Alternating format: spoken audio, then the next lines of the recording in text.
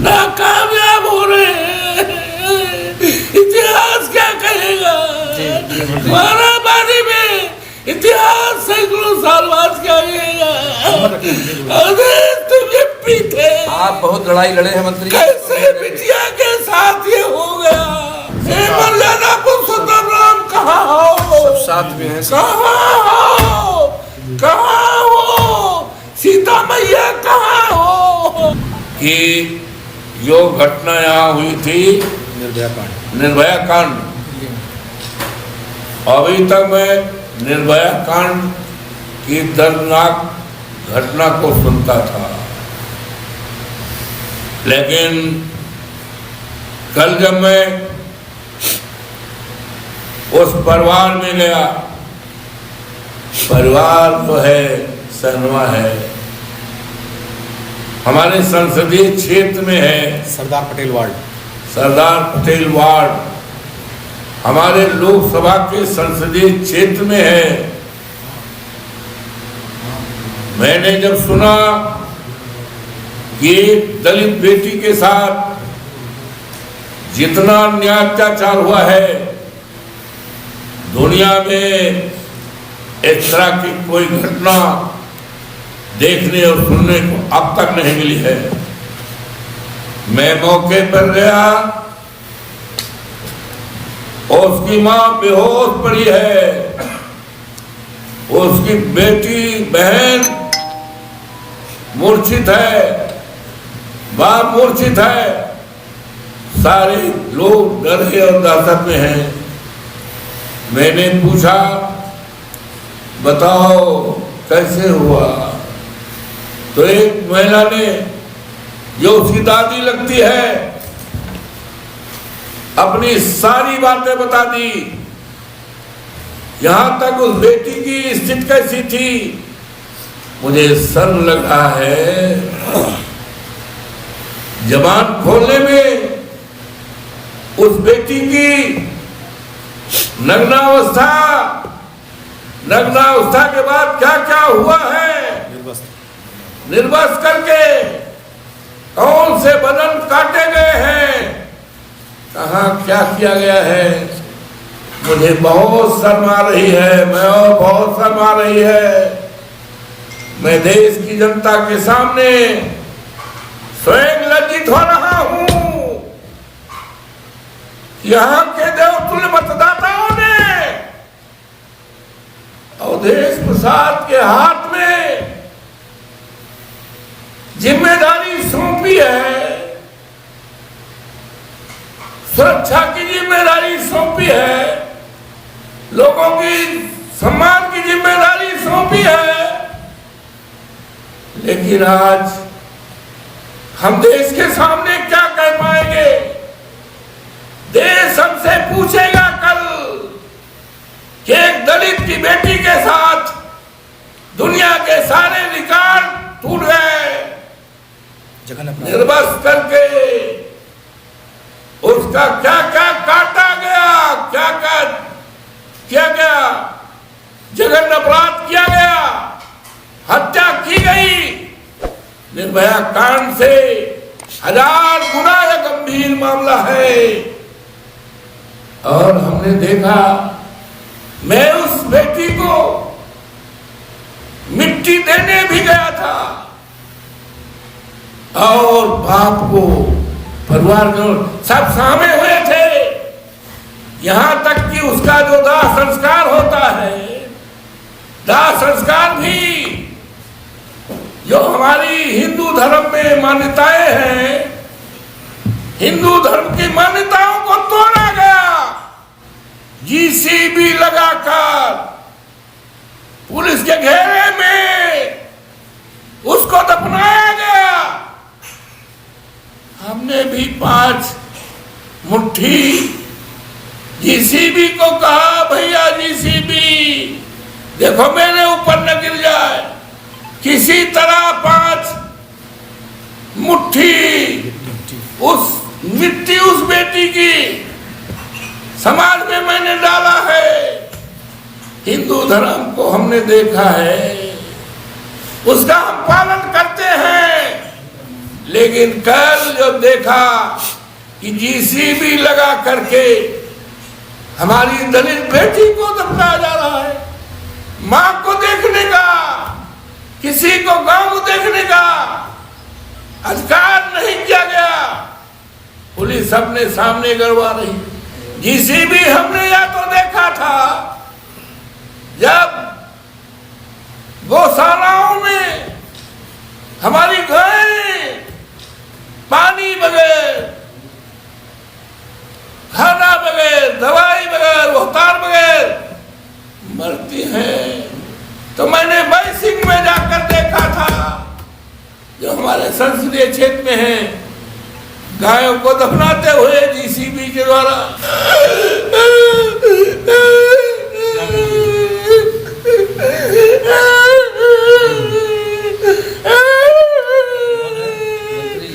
मेरा दिल नहीं कहता, मेरा दिल नहीं कहता। मंत्री साहस इतना बहुत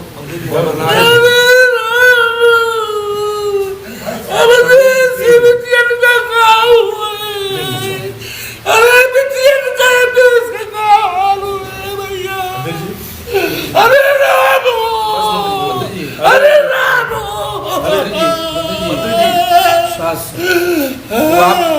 आप उसकी लड़ाई लड़िए, लड़ाई लड़ी जाएगी, सब लोग उस साथ। लड़ाई को आप लड़ेंगे, उसको न्याय उसके बजाय मिलाया जाएगा।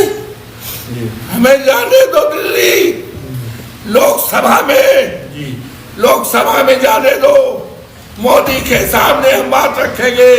न्याय न मिला तो हम इस्तीफा दे देंगे, लोकसभा से हम इस्तीफा दे देंगे।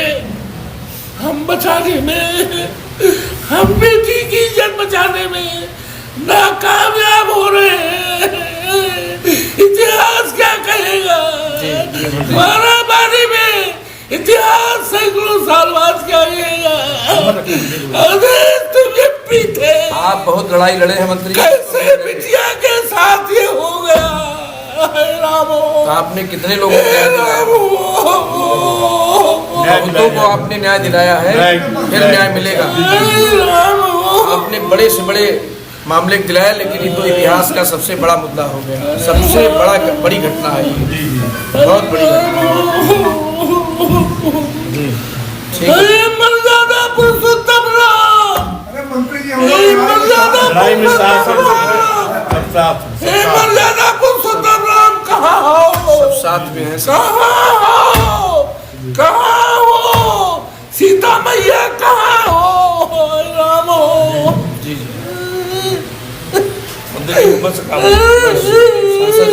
हमें जाने दो दिल्ली, हम इस्तीफा दे देंगे। नहीं, आप लड़ाई लड़ेंगे,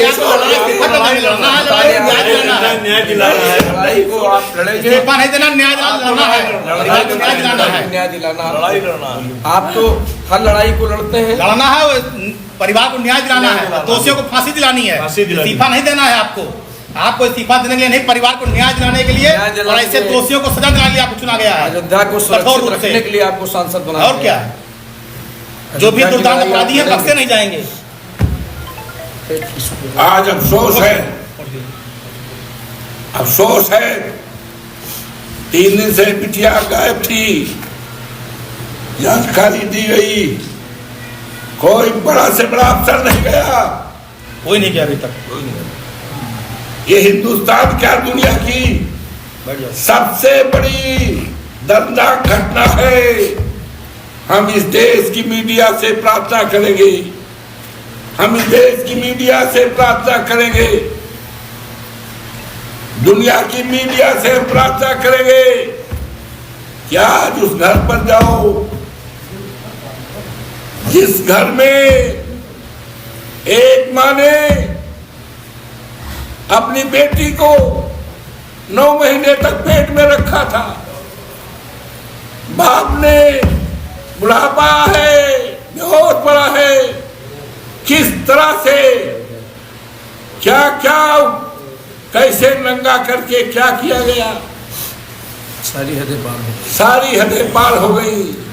हम हाथ जोड़ करके इस देश और दुनिया की मीडिया से प्रार्थना करते हैं कि वहां पहुंच करके देश और दुनिया को संदेश बताओ।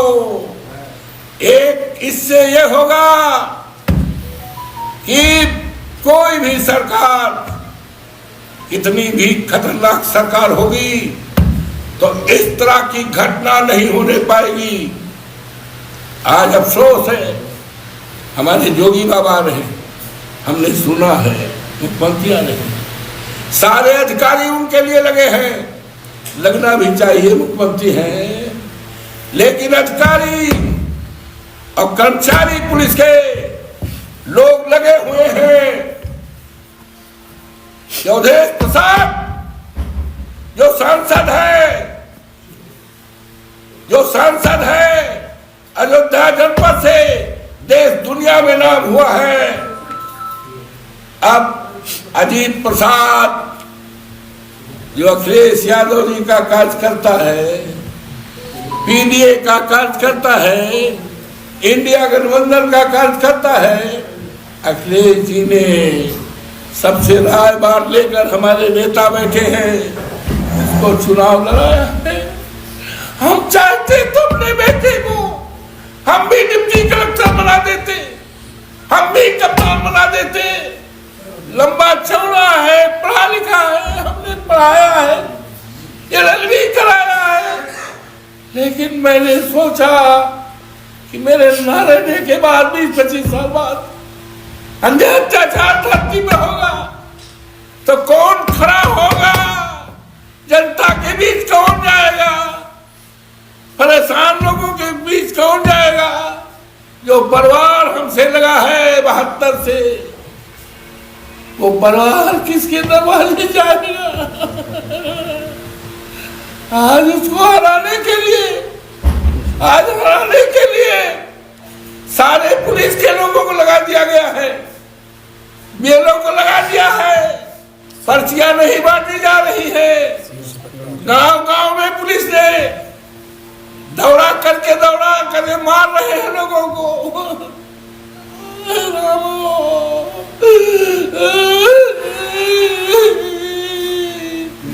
पुलिस को चाहिए था, शाहनवा में जो घटना हुई है, कौन दोषी है हम अपने जबान से नहीं कह सकते हैं, कौन दोषी है उसका पता लगाओ। जाना चाहिए था, जिसने कांड किया है उसको गिरफ्तार करते, जाना ये चाहिए था इसी का जाए कि जो जिसने किया है उसको फांसी की सजा दिलाई जाए। लेकिन फांसी की सजा दिलाना तो दूर रहा, वहां कोई गया तक नहीं। ये सारे लोग लगे हैं समाजवादी पार्टी के कार्यकर्ताओं को डरवाने के लिए, धमकाने के लिए कि जेसीबी लगाकर घर गिरवा देंगे और वो बंद करा देंगे। जितनी सब है सब बंद कर दिया है और चुनाव में गुंडागर्दी कराई जा रही है। और हमारे प्रचार वाहन ये कोरी बिरादरी का है, उसको सीओ ने गाली दिया है, धमकी दिया है, दिखाई पड़ोगे हाथ पैर तोड़ देंगे, घर को गिरा देंगे। वो दहशत में है। कल उसका वो बढ़ गया था, हार्ट अटैक से बच गया, डॉक्टरों को बुलाकर हमने उसकी कल जान बचाई, जिसको सीओ ने धमकी दिया था। पूरे देश में जा रहा है, ये क्या हो रहा है? धमका करके, डरवा करके, लोकतंत्र को दबा करके ये चुनाव, मैं तो समझ रहा हूँ ये हिंदुस्तान का, दुनिया का एक अजूबा चुनाव होगा।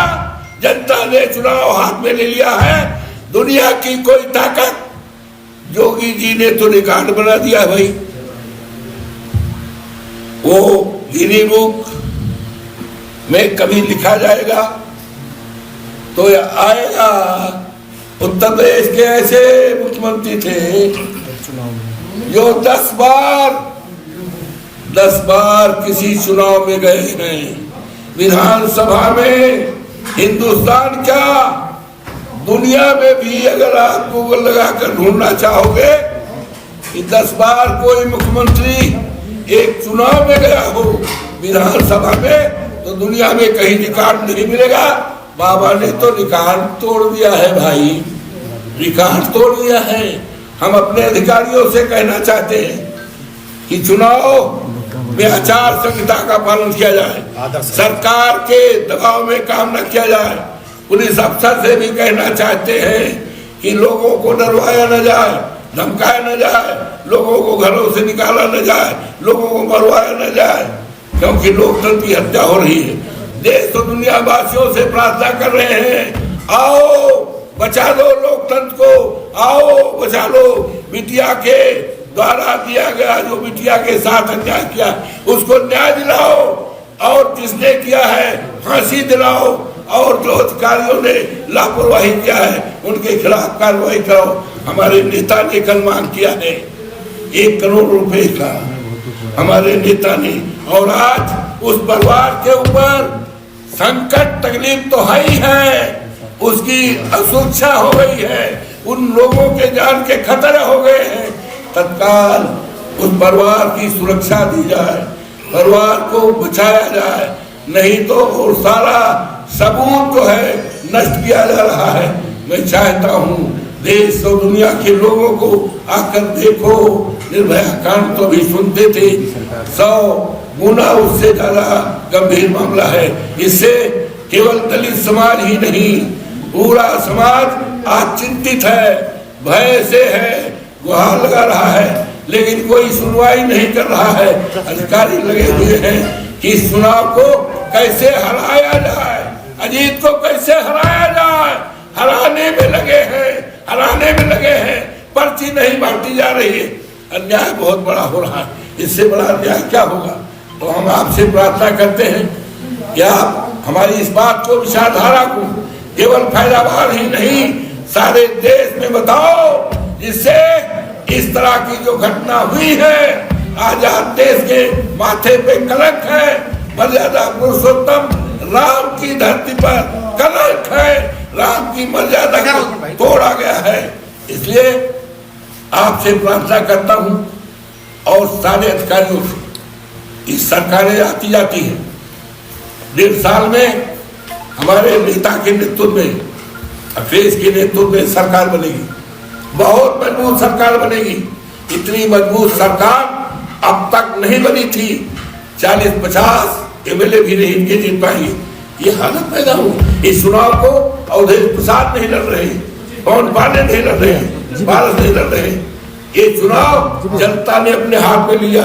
आचार संहिता अगर मुझ पर है तो सत्ता में बैठे हुए लोगों पर है, अधिकारियों पर है, कर्मचारियों पर है। और हम मांग करते हैं यहाँ जो मिनिस्टर आए हैं, वो दुरुपयोग कर रहे हैं, डरवा रहे, धमका रहे हैं। और यहाँ तक अभी कल मेरे पास रात में लोग आए, लोगों ने पहुंचा कहा कि कह रहे हैं घर में बुलडोजर चल जाएगा, घर उजाड़ जाएगा, हारा मशीन बंद हो जाएगी। ये धमकियां दे रहे पुलिस वाले जा रहे हैं, रात रात लोग भर रहे।